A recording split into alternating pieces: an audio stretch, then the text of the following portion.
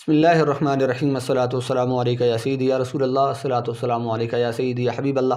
سامعین ذوی الاحتشام، جس طرح کے ہمارے سوالات کا سلسلہ ہوتا ہے اس میں جوابات ہم آپ کی بارگاہ میں عرض کرتے ہیں۔ دعا خدا بند قدوس سے کہ ہماری اس چھوٹی سی معمولی سی کاوش کو اور اس دین کی خدمت کو اپنی بارگاہ میں شرف قبولیت عطا فرمائے، اور جو سوالات اور ان کے جوابات جو ہم سنتے سناتے ہیں، اللہ پاک ہمیں دین پہ عمل کی توفیق عطا فرمائے۔ سامعین ذوی الاحتشام، جس طرح کے ہمارے سوالات ہوتے ہیں، آج ایک سوال جو ہم سے پوچھا گیا ہے اس کو آپ کے ساتھ شیئر کرنا ضروری سمجھوں گا، اور اس کے جواب کے لیے بھی انشاءاللہ جو میں نے کوشش کی ہوئی ہے اسے بھی آپ کی بارگاہ میں پیش کروں گا، اور پھر اس سوال کا پس منظر اور پیش منظر میں ضرور آپ سے عرض کرنا چاہوں گا۔ سوال پہلے سن لے، پھر اس کے بعد انشاءاللہ جواب اور اس کا جو پس منظر ہے وہ میں آپ کے ساتھ شیئر کروں گا انشاءاللہ۔ یہ ہو سکتا ہے کہ یہ سوال اور اس کا جواب ہمارے دیگر جو سوالات اور جوابات کا سلسلہ ہوتا ہے ان سے ذرا سا طویل ہو سکے، تو صبر و تحمل کا مظاہرہ کیجیے گا اور آخر تک ہمارے ساتھ جڑے رہیے گا۔ نیکی کی نیت کے ساتھ جڑے رہیں گے تو انشاءاللہ اس دین کے صدقے سے اللہ پاک آپ کی دینی دنیاوی معاملات تمام آسان فرمائے گا انشاءاللہ العزیز۔ سوال یہ پوچھا گیا ہے کہ آپ جو عید میلاد النبی صلی اللہ تعالیٰ علیہ وآلہ وسلم مناتے ہیں، اس کا ثبوت قرآنی آیات میں کہاں ہے اور احادیث مبارکہ میں اس کا ثبوت کہاں ہے؟ باحوالہ جواب ارشاد فرمائیے۔ سامعین ذوی الاحتشام، در حقیقت یہ سوال ہمارے ایک دوست سے پوچھا گیا کہ جو کچھ دن قبل، کچھ روز قبل جو ہے وہ عمرہ شریف حاضری کے لیے بارگاہ رسالت مآب صلی اللہ علیہ وسلم میں حاضر ہوئے، تو وہاں ایک صاحب نے ان کو پکڑ لیا اور کہا کہ آپ جو میلاد النبی صلی اللہ علیہ وسلم مناتے ہیں تو اس کا ثبوت قرآن سے پیش کیجیے اور اس کا ثبوت حدیث رسول صلی اللہ علیہ وسلم سے پیش کیجیے۔ پہلے تو دیکھیے کہ میں بڑی معذرت کے ساتھ یہ بات عرض کر رہا ہوں کہ اس سوال سے ہی تعصب اور نفرت کی بو آ رہی ہے، اور اس کا احساس ہر انسان کر سکتا ہے۔ جبکہ واپس ملک عزیز پاکستان جب پہنچے تو انہوں نے مجھ سے یہ پوچھا کہ حضرت آپ رہنمائی فرما دیجئے۔ ظاہر سی بات ہے، ایک عام بندہ ہے، جب اس کی یہ فیلڈ ہی نہیں ہے، اس کا یہ کام ہی نہیں ہے، اور پھر قرآن کا بھی یہ حکم ہے کہ فَاسْأَلُوا أَهْلَ الذِّكْرِ إِن كُنتُمْ لَا تَعْلَمُونَ، کہ اگر تم نہیں جانتے ہو تو اہل علم سے پوچھو کہ وہ تمہیں بتائیں گے کہ دراصل مسئلہ کیا ہے، اس کی حقیقت کیا ہے۔ تو انہوں نے رابطہ کیا ہم سے اور پوچھا کہ حضرت اس طرح کے سوال ہم سے وہاں مسجد نبوی صلی اللہ علیہ وسلم میں ہم موجود تھے حاضری کے لیے، تو ہم سے پوچھا گیا کہ میلاد النبی صلی اللہ تعالیٰ علیہ وآلہ وسلم جو ملک عزیز پاکستان کے اندر، ہندوستان کے اندر، اور عاشقان رسول صلی اللہ علیہ وسلم مسلمان پوری دنیا کے اندر جو مناتے ہیں، اس کا کوئی ثبوت بھی ہے یا ایسے اشارے لگے ہوئے ہیں؟ تو اس کا جواب عرض کرنے سے پہلے میں یہ سمجھتا ہوں کہ میں نے اس دوست سے بھی یہ عرض کیا کہ آپ اس شخص سے جو سوال کرنے والا ہے، سائل ہے، آپ اسے یہ کہتے کہ حضرت آپ جس مسجد نبوی صلی اللہ علیہ وسلم کے اندر کھڑے ہوئے ہیں، حضور علیہ الصلوۃ والسلام کا روضہ انور جو پوری کائنات کے اندر خیرات تقسیم کر رہا ہے، یہ روضہ انور کا ثبوت ہمیں قرآن اور حدیث سے پیش کر دیں۔ اور اسی طرح جس سنگ مرمر کے پتھر کے اوپر آپ مسجد نبوی کے اندر موجود ہیں، اس کا ثبوت ہمیں قرآن اور حدیث سے پیش کیجئے۔ اور پھر حضرت آپ جو بڑے مزے کے ساتھ، بڑے لطف کے ساتھ یہ جو پنکھوں کی ہوائیں لے رہے ہیں اور اس میں راحت محسوس کر رہے ہیں، ان پنکھوں کا ثبوت ہمیں قرآن اور حدیث میں پیش کیجئے جناب، کہاں ہیں؟ اور پھر اسی طرح مسجد نبوی بلکہ ریاض الجنہ شریف کے اندر جو قالینیں بچھی ہوئی ہیں، ان قالینوں کا ثبوت ہمیں قرآن اور حدیث سے پیش کیجئے۔ کیونکہ آپ حضرات تو سمجھ سکتے ہیں کہ حضور علیہ الصلوۃ والسلام کے زمانہ رسالت کے اندر، حضور علیہ الصلوۃ والسلام کے زمانہ بابرکت کے اندر، صحابہ کرام رضوان اللہ تعالیٰ علیہم اجمعین و اہل بیت کرام سلام اللہ تعالیٰ علیہم اجمعین کے زمانہ مبارک کے اندر تو مسجد نبوی کے اندر کنکریاں بچھی ہوئی تھیں، اور سجدہ کرتے تھے تو ہفتے تک جناب وہ اس کنکریوں کے پتھروں کے نشانات پیشانی سے اور ناک یعنی بینی سے نہیں جاتے تھے۔ تو آج یہ موٹی موٹی قالینیں آ گئی جناب، ان کا ثبوت قرآن اور حدیث سے پیش کیجئے۔ اور اسی طرح جناب آپ نے مسجد نبوی کے اندر جو اتنے بڑے بڑے اے سی لگائے ہوئے ہیں، ان کا ثبوت قرآن اور حدیث سے پیش کیجئے۔ مسجد نبوی کے کثیر تعداد کے اندر جو اونچے اونچے مینار ہیں، ان کا ثبوت قرآن اور حدیث سے پیش کیجئے کہ جن کے اوپر کروڑوں اربوں روپے خرچ کیے گئے ہیں۔ تو یہ سادہ طبیعت انسان، اس نے کوئی بات نہ کی، چونکہ آداب رسول صلی اللہ علیہ وسلم ہے، بارگاہ رسالت صلی اللہ علیہ وسلم کے کچھ آداب ہیں، کچھ تقاضے ہیں، ان کو انہوں نے ملحوظ رکھا اور واپس ملک عزیز پاکستان پہنچے۔ بہرحال یہ ساری باتیں ہم انشاءاللہ آگے کریں گے۔ ہم اپنے جو جواب ہے اس کا آغاز کرتے ہیں اور دیکھتے ہیں کہ قرآن پاک نے ہمیں حضور علیہ الصلوۃ والسلام کی میلاد کا جو ثبوت ہے وہ کس طرح ملتا ہے، اور میلاد منانے کا حکم کس طریقے سے ملتا ہے، اور حکم کیا ہے کہ کس پہ خوشی منانی چاہیے، کس چیز پہ خوشی نہیں منانی چاہیے، اور خوشی منانے کا طریقہ کیا ہے۔ آئیے دیکھتے ہیں۔ میں آج بات کروں گا صرف اور صرف قرآن پاک سے اور حدیث رسول صلی اللہ علیہ وسلم سے۔ کسی امام کا قول نہیں ہے، کسی مفتی صاحب کا فتویٰ نہیں ہے، کسی مجتہد کا فرمان نہیں ہے، کسی مجتہد کا اجتہاد نہیں ہے، اور کسی مجتہد کا قیاس نہیں ہے، صرف اور صرف قرآن پاک، اس کا ترجمہ آپ کی بارگاہ میں پیش کروں گا تاکہ آپ سمجھ سکیں۔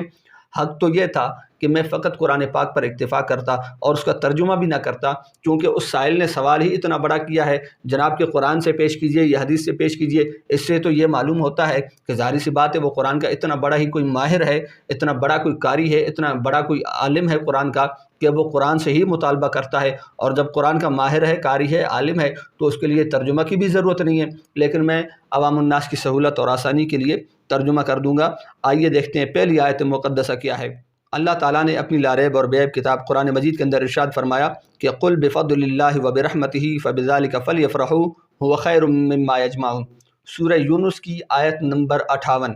فرمایا تم فرماؤ اللہ کے فضل اور اس کی رحمت پر ہی خوشی منانی چاہیے، یہ اس سے بہتر ہے جو وہ جمع کرتے ہیں۔ یہ ایک آیت مقدسہ ہے۔ سامعین عزیز کرام، آیات آپ نے خود گننی ہے، انشاءاللہ مجھے بتانے کی ضرورت نہیں پڑے گی۔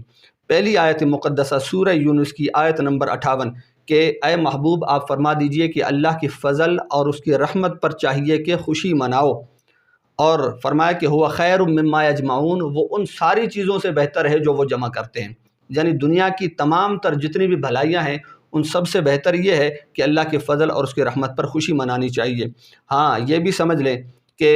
والدین بھی اللہ کی رحمت ہیں، اولاد بھی اللہ کی رحمت ہے، صحت بھی اللہ کی رحمت ہے، رزق ہے وہ بھی اللہ کی رحمت ہے، آسائش ہے، سہولت ہے، جو بھی چیزیں ہیں انسان کی سہولیات کے لیے وہ اللہ ہی کی رحمتیں ہیں، اللہ ہی کے فضل ہیں۔ لیکن سب سے بڑا فضل کیا ہے؟ وہ قرآن ہی سے پوچھتے ہیں، کسی مفسر کا قول نہیں ہے، کسی مفتی کا قول نہیں ہے، اللہ ہی کا قرآن فرما رہا ہے فلولا فضل اللہ علیکم ورحمہ لکنتم من الخاسرین، کہ اگر اللہ کا فضل تم پر اگر نہ ہوتا تو ضرور تم نقصان اٹھانے والوں میں سے ہوتے۔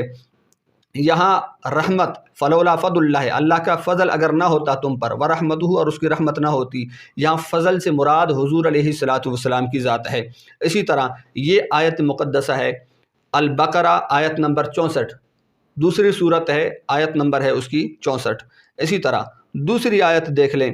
ولولا فضل اللہ علیکم ورحمتہ لاتبعتم الشیطان الا قلیلا، اور اگر اللہ کا فضل اور اس کی رحمت تم پر نہ ہوتی تو تم ضرور شیطان کی پیروی کرتے، مگر تم میں سے تھوڑے لوگ وہ ہوتے جو اللہ تعالیٰ کی ذات کے اوپر ایمان لے آتے اور کلمہ پڑھ کے مسلمان ہو جاتے۔ اب یہ آیت مقدسہ سورۃ النساء کی آیت نمبر 83، اس کے اندر بھی اللہ کے فضل کا تذکرہ کیا گیا، اس کی رحمت کا تذکرہ کیا گیا۔ یہاں پر بھی فضل سے مراد حضور علیہ الصلاۃ والسلام ہی کی ذات ہے، اور رحمت سے مراد حضور علیہ الصلاۃ والسلام ہی کی ذات ہے۔ اب آئیے دوبارہ پہلی آیت کی طرف کہ قل بفضل اللہ وبرحمتہ، آپ فرما دیجئے کہ اللہ کے فضل پر اور اس کی رحمت پر چاہیے کہ خوشی مناؤ۔ اللہ کا فضل حضور علیہ الصلاۃ والسلام کی ذات بابرکات ہے، اس حوالے سے کسی مفسر کا، کسی مفتی صاحب کا، کسی مجتہد کا قول نہیں، بلکہ قرآن پاک کی 2 آیات میں نے آپ کی بارگاہ میں پیش کر دی۔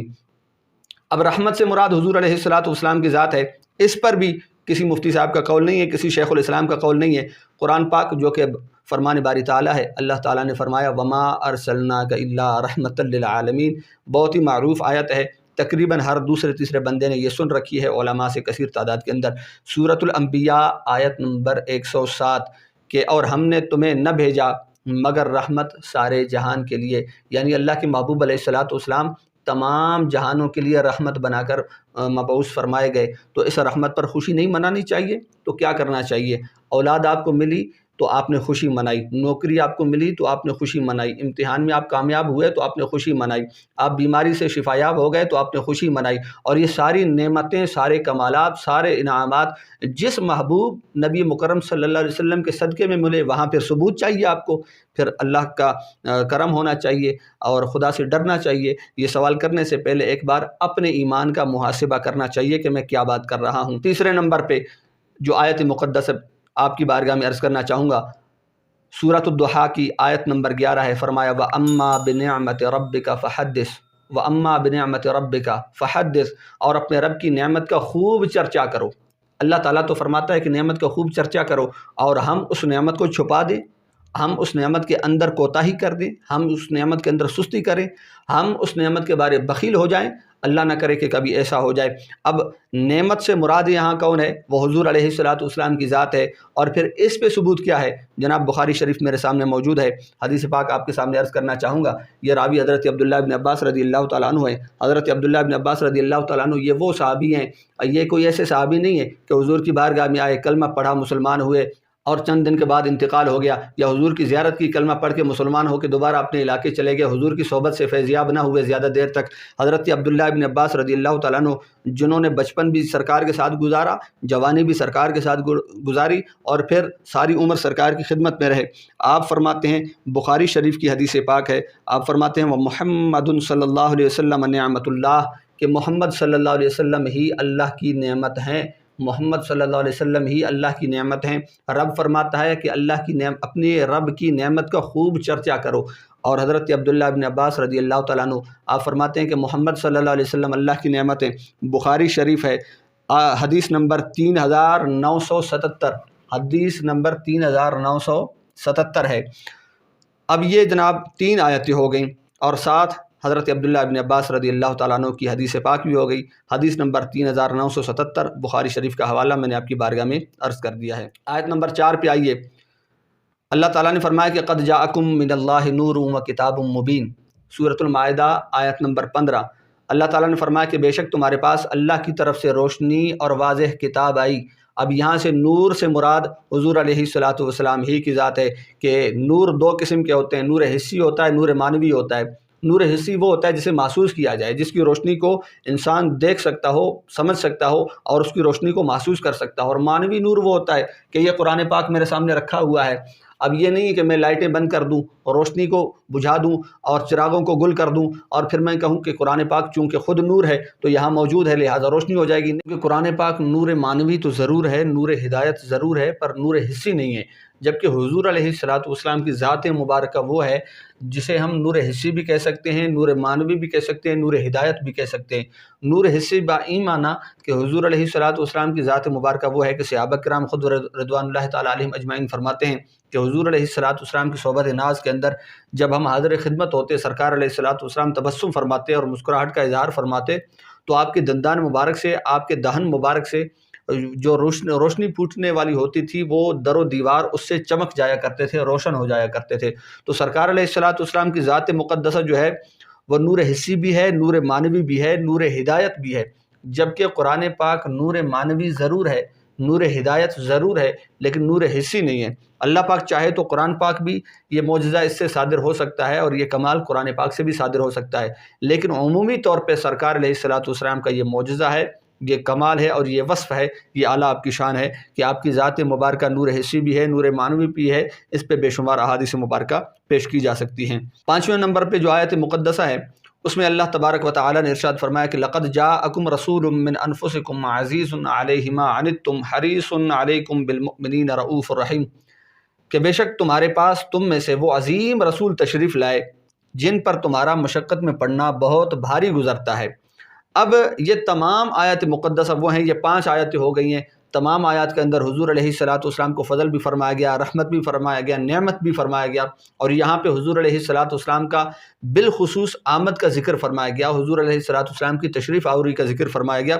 اب آپ یہ کہیں گے نہیں جناب، یہ جتنی بھی آیتیں آپ نے پڑھی ہیں ان کے اندر میلاد کا کہیں ثبوت نہیں ہے، یہ جو آپ میلاد مناتے ہیں اس کا ثبوت پیش کریں۔ تو آئیے اس سوال کا جواب میں آپ کی بارگاہ میں عرض کروں کہ آپ جو یہ کہتے ہیں کہ ہر حال میں میلاد ہی کا ثبوت ہونا چاہیے اور اس اعتبار سے ہونا چاہیے جس اعتبار سے آپ تقاضا کر رہے ہیں، تو پھر ہمارے بھی کچھ سوالات ہیں، ہم بھی آپ کی بارگاہ میں رکھتے ہیں۔ وہ سوال کیا ہے؟ وہ بھی قرآن ہی کی روح سے کر رہا ہوں، کوئی میں اپنے پیٹ سے بات نہیں کر رہا۔ قرآن پاک کے اندر آیت مقدسہ ہے، اللہ تبارک و تعالیٰ نے ارشاد فرمایا کہ یا ایھا الذین آمنوا کلوا من طیبات ما رزقناکم واشکروا للہ ان کنتم ایاہ تعبدون، اے ایمان والو کھاؤ پاکیزہ چیزیں جو ہم نے تم کو دی ہیں اور شکر ادا کیا کرو اللہ تعالیٰ کا، اور اگر تم صرف اسی کی عبادت کرتے ہو۔ آیت نمبر 172 ہے، سورت کا نام البقرہ ہے۔ اب میرا سوال یہ ہے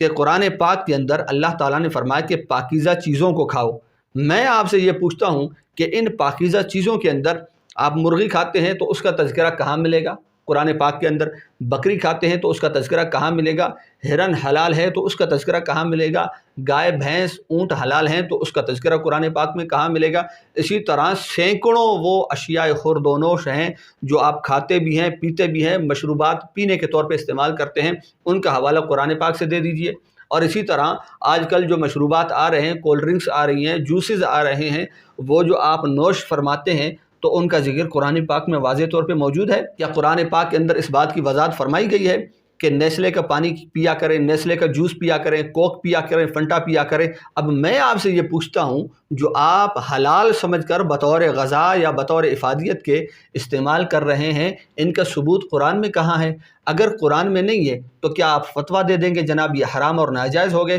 اگر آپ کے اندر یہ اتنی جرت ہے فتویٰ دینے کی تو جناب پیش کیجئے فتویٰ، پھر کروڑوں مسلمانوں کو حرام کے اندر مبتلا کر دیجئے۔ یقیناً آپ کے اندر یہ جرت پیدا ہو ہی نہیں سکتی ہے، کیونکہ یہ حلال کردہ چیزیں ہیں۔ تو اس سے معلوم یہ پڑا کہ قرآن اور حدیث ہمیں ایک ضابطہ دیتے ہیں، ہمیں ایک کلیہ اور قاعدہ دیتے ہیں۔ اس قاعدے اور کلیے کے تحت انسان، مسلمان اور شریعت جو ہے اور علماء جو ہیں، مجتہدین جو ہیں، وہ اپنی آراء کے ذریعے سے، قیاس کے ذریعے سے، اجتہاد کے ذریعے سے اور اپنی علمی جو بصارت اور بصیرت ہے اس کے ذریعے سے جو جائز امور ہوتے ہیں ان کو جائز قرار دیتے ہیں، جو مباح ہوتے ہیں ان کو مباح قرار دے دیتے ہیں۔ اسی طرح جو ناجائز و حرام ہوتے ہیں قرآن پاک کی آیات کی روح سے تو ان کو ناجائز اور حرام قرار دے دیتے ہیں۔ اور قرآن و حدیث جو ہے وہ ہمیں ضابطہ اور کلیہ دیتے ہیں، ہر چیز کی تفصیل نہیں بتاتے۔ اور اگر ہر چیز کی تفصیل بتائی گئی ہوتی تو آج میں نے بارہا عرض کیا ہے اپنے بے شمار ویڈیوز کے اندر، بے شمار تقاریر کے اندر، کہ اگر قرآن پاک کے اندر اور حدیث رسول علیہ السلام کے اندر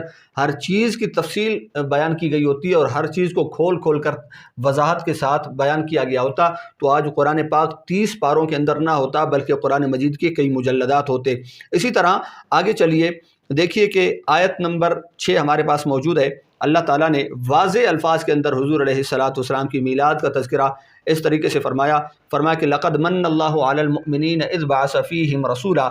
بے شک اللہ نے ایمان والوں پر بڑا احسان فرمایا جب ان میں ایک رسول مبعوث فرمایا جو انہی میں سے ہے۔ اب یہاں پہ اللہ تعالیٰ نے بالکل اظہر من الشمس الفاظ کے اندر حضور علیہ السلام کی بعثت کا تذکرہ فرمایا۔ آپ دیکھیے یہ دنیا کا دستور بھی ہے، جب ایک شخص کسی انسان کے اوپر احسان کرتا ہے تو جس شخص پہ احسان کیا گیا وہ اس کے احسان کو ہمیشہ یاد رکھتا ہے، اور اگر وہ احسان اس کا بھلا دے تو ہماری زبان اور لغت کے اندر، ہمارے عرف کے اندر اس شخص کو احسان فراموش کہا جاتا ہے۔ اس شخص کو کہا جاتا ہے کہ یہ احسان فراموش ہے، بڑا نمک حرام ہے۔ تو اللہ تعالیٰ نے جو احسان فرمایا اس احسان کو ہم پس پشت ڈال کر بھول جائیں تو اللہ نہ کرے کہ وہ دن آئے۔ اب یہ جو احسان فرمایا اللہ تعالیٰ نے، یہ بات قابل غور ہے کہ اللہ نے احسان فرمایا مومنوں کے اوپر، ایمان لانے والوں کے اوپر، ایمان والوں کے اوپر احسان فرمایا۔ اور ایمان والے جو ہیں وہ آج بھی میلاد منا رہے ہیں۔ جب حضور علیہ السلام ظاہری طور پہ صحابہ کرام رضوان اللہ تعالیٰ علیہم اجمعین، اہل بیت کرام یعنی ایمانداروں کے درمیان موجود تھے تو اس وقت بھی صحابہ کرام میلاد منایا کرتے تھے۔ اور یہ بھی سوال پوچھا جاتا ہے کہ کیا قرآن کے اندر کہیں میلاد کا ثبوت ہے؟ جو الحمدللہ ہم نے 5 آیتیں پیش کر دی ہیں، 6ٹھی آیت ہم پیش کر رہے ہیں جس کے تحت ہماری گفتگو چل رہی ہے۔ اسی طرح یہ سوال بھی ہوتا ہے کہ حدیث نبی صلی اللہ علیہ وسلم میں کہیں میلاد کا ثبوت ملتا ہے؟ کیا حضور نے میلاد منایا؟ کیا صحابہ کرام نے میلاد منایا؟ جی ہاں جناب، منایا ہے، بالکل منایا ہے، ڈنکے کی چوٹ پہ منایا ہے۔ اور پھر دیکھیے اسی آیت کے تحت میں آپ کے سامنے حدیث پیش کرنے جا رہا ہوں، اور یہ حدیث پاک کوئی ڈھکی چھپی حدیث پاک نہیں ہے۔ یہ وہ بھی پڑھتے ہیں جو اعتراض کرتے ہیں کہ حضور علیہ السلام نے میلاد منایا، صحابہ کرام نے میلاد منایا، اور پھر اس طرح بیٹھ کر جلسہ کی صورت کے اندر، جلوس کی صورت کے اندر، محفل کی صورت کے اندر کیا صحابہ نے میلاد منایا؟ جی ہاں جناب، منایا ہے۔ اب یہ حدیث پاک جو میں آپ کے سامنے عرض کرنے جا رہا ہوں، الفاظ پہ غور کیجئے گا، وہ الفاظ جو آیت کے اندر بھی بیان ہوئے ہیں اور وہ الفاظ جو خود صحابہ کرام حضور علیہ السلام سے حضور کے سوال کرنے پر عرض کر رہے ہیں، ان الفاظ پہ بھی غور کیجئے گا۔ یہ حدیث پاک بہت ہی معروف حدیث پاک ہے، جسے امام احمد نے مسند احمد بن حنبل کے اندر، اور امام نسائی نے نسائی شریف کے اندر بیان فرمایا، امام طبرانی نے معجم الکبیر کے اندر ارشاد فرمایا، اور امام بہقی نے شعب الایمان کے اندر سند صحیح کے ساتھ روایت کیا۔ حضرت ابو سعید خدری رضی اللہ تعالیٰ عنہ، جو کہ حضرت امیر معاویہ رضی اللہ تعالیٰ عنہ سے روایت کرتے ہیں کہ حضور علیہ السلام ایک مرتبہ مسجد نبوی کی طرف نکلے تو دیکھا کہ ایک حلقہ جو ہے وہاں پہ لگا ہوا ہے، یعنی خود حدیث پاک کے الفاظ ہیں، فرماتے ہیں کہ خرج علی حلقۃ، ایک حلقہ کے پاس سے گزرے، دائرہ بنا کے صحابہ کرام مجلس کی صورت میں، محفل کی صورت میں بیٹھے ہوئے تھے، تو وہ حلقہ کس کا تھا؟ خود حدیث پاک کے الفاظ فرماتے یعنی من اصحابہ، یعنی حضور علیہ الصلوۃ والسلام کے صحابہ نے جب سرکار پاس سے گزرے تو فرمایا کہ اے میرے دیوانوں، میرے صحابہ، ما اجلسکم، کس چیز نے تمہیں یہاں پہ بٹھا رکھا ہے؟ تم نے کاروبار چھوڑا ہے، دنیا داری چھوڑی ہے، اپنا گھر بار چھوڑا ہے، ساری مصروفیات دنیا کی چھوڑ چھاڑ کر تم یہاں آ کر اکٹھے ہوئے ہو، جمع ہوئے ہو، معاملہ کیا ہے، بات کیا ہے؟ تو صحابہ کرام رضوان اللہ تعالیٰ علیہم نے اجمعین نے عرض کی اب یہ حدیث پاک میں اصل کتاب سے آپ کو پڑھ کے سنا رہا ہوں، آپ یہ کہیں کہ جناب یہ خدا نخواستہ کہیں کوئی ڈھکی چھپی حدیث پاک ہو، کوئی موضوع روایت ہے، نہ صحاح ستہ کی وہ حدیث پاک جسے بہت عمدہ اور اعلیٰ درجہ حاصل ہے، نسائی شریف کے اندر یہ حدیث پاک موجود ہے۔ حضور علیہ الصلوۃ والسلام نے جب صحابہ کرام سے فرمایا ما اجلسکم، تو صحابہ کرام نے جواب دیا قالوا جلسنا ندعو اللہ ونحمدہ علی ما ہدانا لدینہ،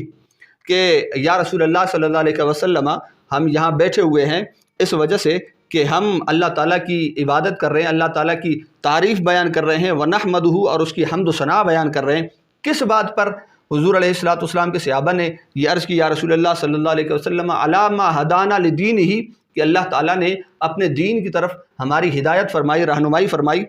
کس وجہ سے؟ فرمایا ومن علینا بک، یا رسول اللہ صلی اللہ علیہ وسلم، یا رسول اللہ صلی اللہ علیہ وسلم ومن علینا بک،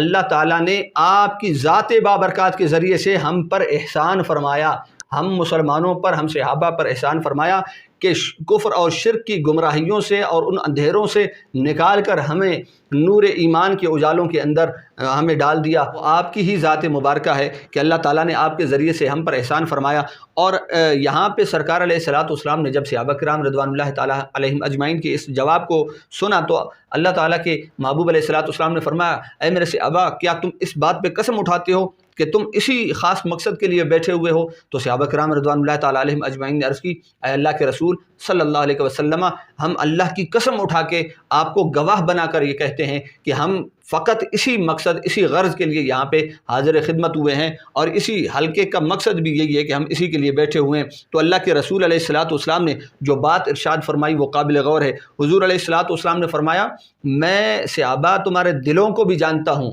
یعنی سرکار علیہ الصلوۃ والسلام جو بات ارشاد فرما رہے ہیں، اب کوئی یہ بات کوئی اعتراض نہ کرے کہ یہ جو بات آپ کر رہے ہیں یہ حدیث کے اندر تو یہ الفاظ نہیں ہے، لیکن میں یہ کہہ رہا ہوں اور الحمدللہ ڈنکے کی چوٹ پہ کہہ رہا ہوں کہ حضور علیہ الصلوۃ والسلام نے فرمایا کہ میرے صحابہ، میں نے تم سے قسم اس وجہ سے نہیں اٹھائی کہ خدا نہ خواستہ میں تم پہ تہمت لگا رہا ہوں کہ تم، یعنی تمہیں جھوٹا محسوس کر کے میں تمہارے اوپر تہمت لگا رہا ہوں، تو اس وجہ سے میں تم سے قسم لے رہا ہوں کہ تم یہ قسم اٹھاؤ اللہ کی کہ تم اس بات کے، اس دعوے کے اندر سچے ہو کہ نہیں، اس وجہ سے نہیں، بلکہ مقصد کیا ہے؟ مقصد یہ ہے کہ انما آتانی جبریل علیہ السلام، کہ بلا شبہ میں اپنے گھر کے اندر، اپنے حجرہ کے اندر موجود تھا، جبریل امین آسمانوں کو چھوڑ کر میری بارگاہ میں حاضر ہوئے، فاخبرنی، مجھے یہ خبر دی کہ ان اللہ عز وجل یباہی بکم الملائکہ، کہ بے شک اللہ تعالیٰ فرشتوں کو سامنے بٹھا کر ان صحابہ کرام جو کہ حضور علیہ الصلوۃ والسلام کی محفل میلاد منا رہے ہیں، اللہ پاک ان کے اوپر فرشتوں کے سامنے فخر اور رشک فرما رہا ہے۔ اب یہ حدیث پاک کے الفاظ ہیں جناب، یہ نسائی شریف کی حدیث پاک ہے جس کے راوی حضرت امیر معاویہ رضی اللہ تعالیٰ عنہ ہیں۔ حدیث نمبر 5436، حدیث نمبر 5436 میں نے آپ کے سامنے عرض کر دی ہے۔ اب بتائیے کہ حضور علیہ الصلوۃ والسلام نے صحابہ کرام رضوان اللہ تعالیٰ علیہم اجمعین کو یہاں پہ کوئی ڈانٹ ڈپٹ کی ہے؟ حضور علیہ الصلوۃ والسلام نے منع فرمایا کہ میرے صحابہ، تم اللہ کی نماز کو چھوڑ کر، تم روزے جیسی عبادت کو چھوڑ کر، تم جناب بیت اللہ شریف کو چھوڑ کر، دیگر کثیر عبادات ہیں، قرآن پاک کی تلاوت کو چھوڑ کر، ذکر الہی کو چھوڑ کر تم میرا ذکر کر رہے ہو، محفل میلاد منا رہے ہو، نہ یہ نہ کرنا، یہ تو تم کفر اور شرک کا ارتکاب کر رہے ہو۔ اللہ کے رسول علیہ الصلوۃ والسلام نے منع نہیں فرمایا، اور کیونکہ اللہ کے رسول علیہ الصلوۃ والسلام کو علم تھا کہ میرے صحابہ جو کر رہے ہیں در حقیقت وہ قرآن ہی پہ عمل کر رہے ہیں۔ لقد من اللہ علی المؤمنین اذ بعث فیہم رسولا، آیت مقدسہ کے اندر لفظ مننا یعنی اللہ نے احسان فرمایا۔ مننا کا معنی ہوتا ہے احسان کرنا، اللہ تعالیٰ نے احسان فرمایا، اور یہی صحابہ نے حضور علیہ الصلوۃ والسلام سے عرض کیا ومن علینا بک، اللہ نے آپ کے ذریعے سے ہم پر احسان فرمایا۔ تو اب بتائیے جناب، حضور علیہ الصلوۃ والسلام نے اپنے صحابہ کو روکا؟ منع فرمایا؟ نہیں منع فرمایا۔ مقصد یہ ہے کہ حضور علیہ السلام نے اس کام کو بہت ہی عمدہ سمجھا اور ہمارے بزرگوں نے بھی اس کام کو بہت اعلیٰ سمجھا، بہت شاندار سمجھا۔ اس وجہ سے صحاح ستہ جیسی کتابوں کے اندر ان احادیث کو خصوصی طور پہ بیان فرمایا۔ اور پھر صرف اللہ کے نبی علیہ السلام نے اس کام کو اعلیٰ نہیں سمجھا، بلکہ جبریل امین نے بھی اس کو عمدہ سمجھا۔ خود ذات باری تعالیٰ نے اس کام کو اتنا بھلا، اتنا عمدہ اور بہتر سمجھا کہ صحابہ کرام رضوان اللہ تعالیٰ علیہم اجمعین کی اس بابرکت نشست، محفل اور ذکر کو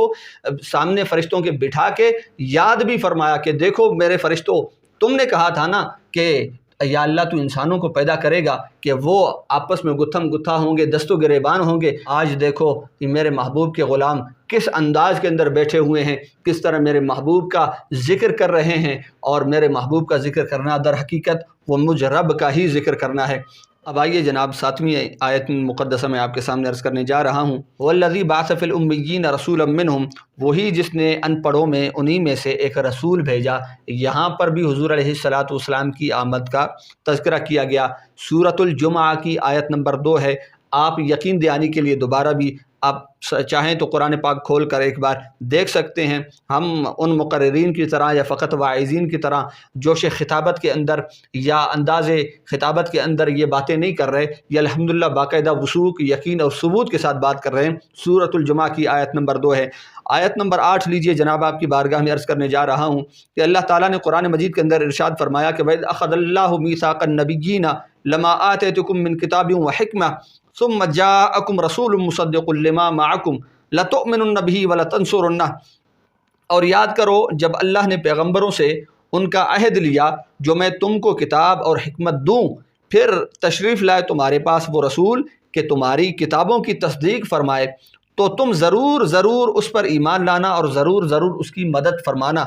اب یہاں پر بھی حضور علیہ السلام کی آمد مبارک کا، میلاد مبارک کا، حضور علیہ السلام کی بعثت کا خوب طور پہ تذکرہ کیا گیا۔ اسی طرح اب بھی میں دوبارہ وہی بات کر رہا ہوں، آپ یہاں پر ہو سکتا ہے آپ کے ذہنوں کے اندر یہ خدشات اور یہ اعتراضات ابھر رہے ہوں کہ یار ہم نے آپ سے پوچھا ہے کہ میلاد کا ثبوت دیں، آپ پتہ نہیں کیا آیتیں پڑھ رہے ہیں۔ تو میں پھر وہی جواب دوں گا جو آپ کی سمجھ میں نہیں آ رہا، اور آپ تجاہل عارفانہ کا مظاہرہ کر رہے ہیں۔ آپ سمجھ تو سارا کچھ رہے ہیں، لیکن آپ یوں بن رہے ہیں جیسے آپ کچھ بھی نہیں سمجھ رہے۔ آپ کو پتہ چل رہا ہے، آپ کے علم میں یہ ساری باتیں ہیں، لیکن آپ اس پوائنٹ پر جا کے پہنچ گئے ہیں حضور علیہ السلام سے معاذ اللہ نفرت اور بغض کے کہ اب یہ باتیں آپ کی سمجھ میں آنے والی بھی نہیں ہیں جناب۔ اب میں آپ سے پوچھتا ہوں، یہ جو اعتراض یا خدشہ یا سوال جو آپ کے ذہن میں ابھر رہا ہے کہ ہم نے تو آپ سے پوچھا تھا کہ میلاد کا ثبوت پیش کریں، آپ نے حضور علیہ السلام کے آنے کی آیتیں پڑھنا شروع کر دی ہیں، تو میں آپ سے پوچھتا ہوں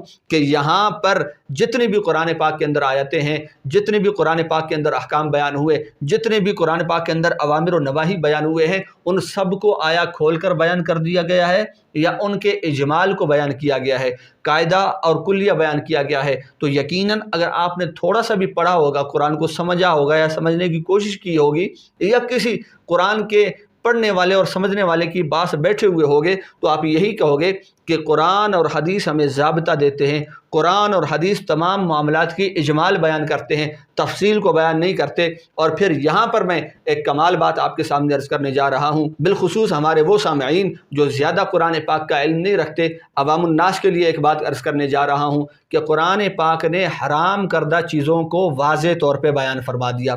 ایک ایک چیز کو شمار کروا کے، گنوا کے، جسے آپ کہیں کہ گنتی کر کے ان تمام چیزوں کو بیان فرما دیا۔ حلال چیزوں کا ذکر نہیں فرمایا قرآن پاک کے اندر، حلال کے بارے میں یہ فرمایا کہ یہ جو حرام ہم نے گنوا دی ہیں، اس کے علاوہ جتنی بھی چیزیں ہیں وہ حلال ہیں، اسے آپ استعمال کر سکتے ہیں، آپ کھا سکتے ہیں۔ جس طرح کہ اللہ کے محبوب علیہ السلام کا فرمان ذیشان ہے کہ الحلال بین والحرام بین، کہ حلال بھی واضح ہے اور حرام بھی واضح ہے۔ اچھا، یہاں پر حرام کس طرح واضح ہے؟ آپ دیکھیے کہ قرآن پاک کی آیت مقدسہ سورۃ المائدہ کی آیت نمبر 90، اللہ تعالیٰ نے قرآن مجید کے اندر ارشاد فرمایا، یا ایھا الذین آمنوا انما الخمر والمیسر والانصاب والازلام رجس من عمل الشیطان فاجتنبوہ۔ اللہ تعالیٰ نے فرمایا کہ اے ایمان والو، بے شک شراب، جوا اور بت اور جوئے کے تیر، یہ سب کے سب ناپاک ہیں، شیطانی کارستانیاں ہیں، شیطانی کام ہیں، فاجتنبوہ، ان سے بچو۔ اب یہاں پر اللہ تعالیٰ نے جو چیزیں منع تھیں، حرام تھیں، بری تھیں اور ناپاک اور نجس تھی، پلید تھیں، اللہ نے ان کا ذکر فرما دیا۔ اگر کہیں نہ کہیں میلاد جسے کہا جاتا ہے کہ شرک کیا جا رہا ہے، معاذ اللہ بدعت کی جا رہی ہے، تو اس کا ذکر قرآن میں کہیں منع کیا گیا،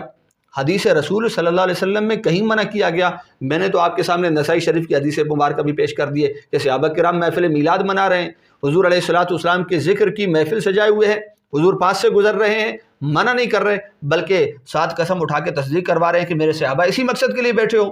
کہ مجھ مصطفیٰ کریم کی آمد کا تذکرہ کر رہے ہو، اور وہ جو رب تعالیٰ نے تم پہ احسان فرمایا اس احسان کو تازہ کر رہے ہو۔ عرض کی یا رسول اللہ بالکل یہی بات ہے۔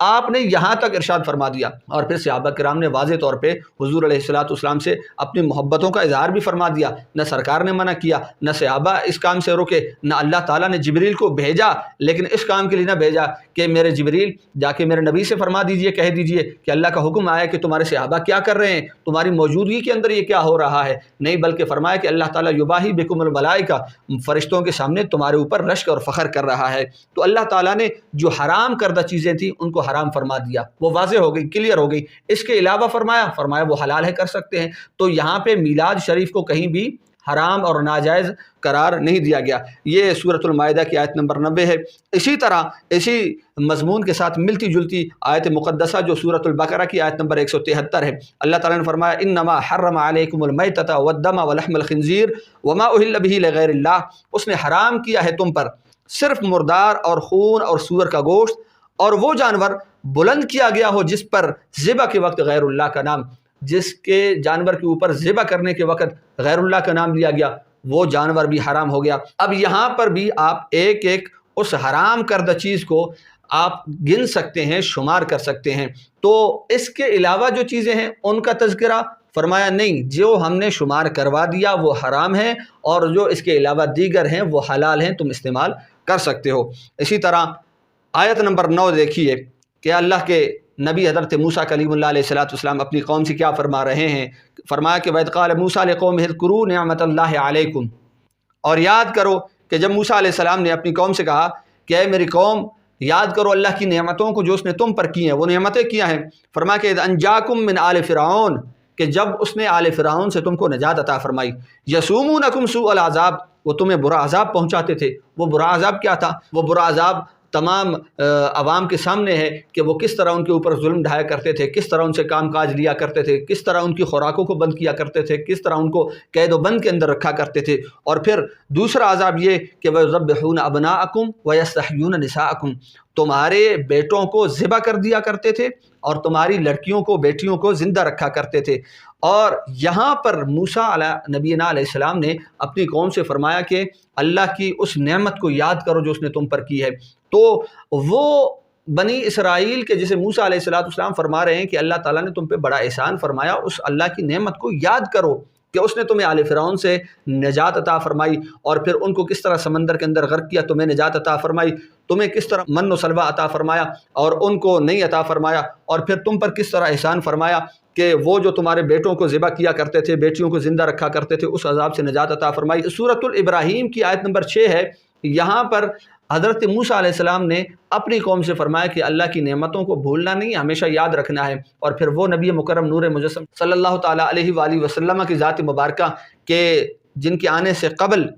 بیٹیوں کو زندہ درگور کیا جاتا تھا، ماؤں کے گلے کے اندر پٹا ڈال کے بازار میں بیچ آیا کرتے تھے، اور قتل و خون اس قدر تھا کہ کوئی دن خالی نہ جاتا کسی قتل سے، کسی غصب سے۔ اور پھر اسی طرح کفر و شرک کی جو گمراہیاں تھیں وہ کس قدر پھیلی ہوئی تھی، اور معاشرہ کس قدر تاریکیوں کے اندر ڈوبا ہوا تھا، وہ تمام تر مصیبتیں جو ہیں وہ ہم سے مرتفع ہوئی، ختم ہوئی، کس کے صدقہ سے؟ حضور علیہ الصلوۃ والسلام کے وسیلہ اور ذریعہ سے۔ تو اس نبی کا ہم تذکرہ نہ کریں، اس نعمت عظمیٰ کو ہم یاد نہ کریں، حضور علیہ الصلوۃ والسلام کی آمد اور بعثت کا تذکرہ نہ کریں، آپ ہمیں اس سے روکتے ہیں۔ اور پھر یہ آیت نمبر 10 دیکھیے، اللہ تعالیٰ نے فرمایا وَكُلًّا نَقُصُّ عَلَيْكَ مِنْ أَنْبَاءِ الرُّسُلِ مَا نُثَبِّتُ بِهِ فُؤَادَكَ، اے میرے محبوب نبی مکرم نور مجسم صلی اللہ علیہ وسلم، اور رسولوں کی خبروں میں سے ہم سب تمہیں سناتے ہیں جس سے تمہارے دل کو قوت دے۔ اللہ تعالیٰ نے پیارے محبوب صلی اللہ تعالیٰ علیہ وآلہ وسلم کو ارشاد فرمایا، اے میرے محبوب ہم تو آپ سے پہلے جو ظاہری طور پہ انبیاء آئے اور چلے گئے، رخصت ہو گئے ظاہری طور پر،